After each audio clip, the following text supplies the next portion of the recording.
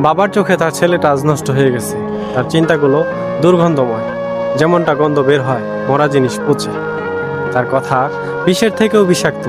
সে নামমাত্র কীটনাশক, তবে বাবার চোখে সে বরাবরই ক্ষতিকারক। ছেলেটার বয়স আজ 22। সে যাই করবে তাই ভুল। যদি না আসে সফলতা, না ফোটে ফুল। স্বপ্নগুলো বিশাল মানের, অনেক বড়, তবে পূর্ণতার বেলায় খুবই ছোট, শূন্যর থেকেও ক্ষুদ্র। আমাদের স্বপ্নগুলো কবরেই থাক, তবে আমাদের ঘিরে বাবাদের প্রত্যেকটা স্বপ্ন পূর্ণতা পাক। হাজারো স্বপ্ন মাটিতে মিশে আবার নতুন করে স্বপ্ন দেখি। কারো গল্পের বেহায়া ছিলাম তো, তাই তো আবার নতুন করে নিজের মতো স্বপ্ন আঁকি।